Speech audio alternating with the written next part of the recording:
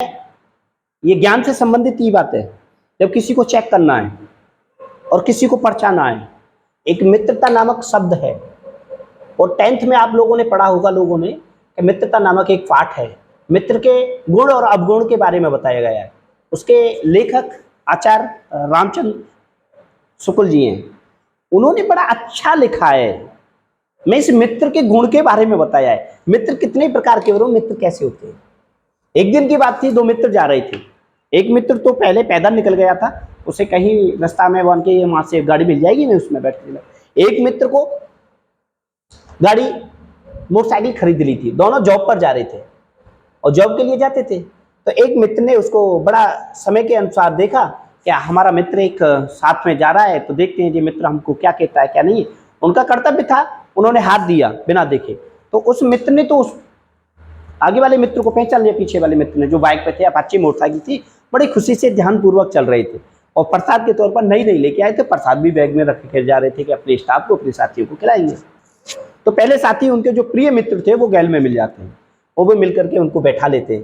बैठा करके मान की भाई उनको मुझे छोड़ देने, मान की पहचाना, अरे अरे आप अच्छा आदमी, आप तो गाड़ी ले लिया कि हाँ बहुत अच्छी बात है, तरक्की करी आपने, बहुत खुशी की बात है। तो उस तरक्की को देख करके मान के लो एक मिठाई खाओ। मैंने कहा ये कैसे? मैंने कहा अभी बाइक ली है ना, इसके बारे में मुझे अभी इतनी नॉलेज नहीं है और मैं आपको लेके चलता हूँ। तो वो मित्र ने बड़ी खुशी से देख करके बताया। अब वो दूसरा जो मित्र था सिर्फ वो एक ही बात कह रहा था, जल्दी चलाओ जल्दी चलाओ। और क्यों? कि मुझको समय से पहुंचना है। उस मित्र ने उस मित्र से अपनी बाइक के बारे में, उनकी राजी खुशी के बारे में, उनके परिवार के बारे में, उनके दुख सुख के बारे में, उनकी कामयाब के बारे में कुछ नहीं पूछा। क्यों? क्योंकि वो मित्र उससे जल रहा था, उनकी कामयाब से।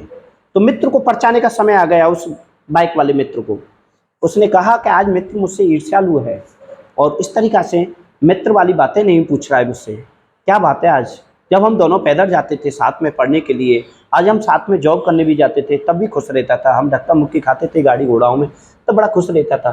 क्या लाया क्या नहीं लाया, बड़ी बातें करता था। आज मैं इसे घर बैठा के ले जा रहा हूँ। दोस्त को खुशी होनी चाहिए कि मेरे साथ चल रहा है, मगर दोस्त को खुशी नहीं है। बात तो है कुछ ना कुछ। मित्र ने क्या किया, ऑफ करने वाली एक लाल बटन होती है, उसको दाब दिया। बाइक बंद हो गई चलती चलती।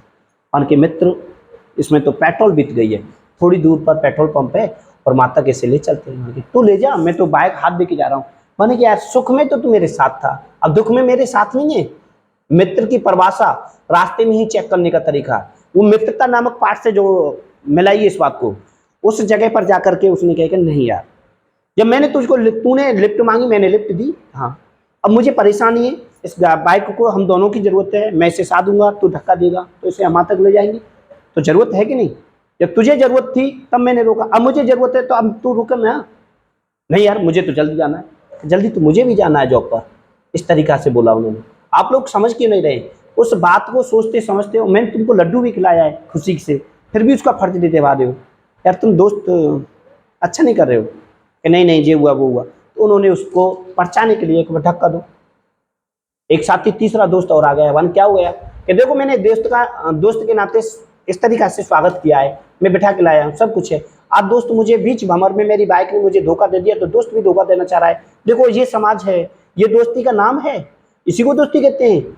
अब पता नहीं है क्यों दोस्त में इतना परिवर्तन आ गया मेरी कामयाब को देख करके। अब मेरी परेशानी में हूँ, मेरी बाइक में धक्का देना चाहिए कि नहीं देना चाहिए? मैंने कहा हाँ ऐसा तो होना चाहिए, तो मैं इनको नहीं बैठा के ले जा रहा हूँ, ये साथ साथ आइए एक दूसरे से।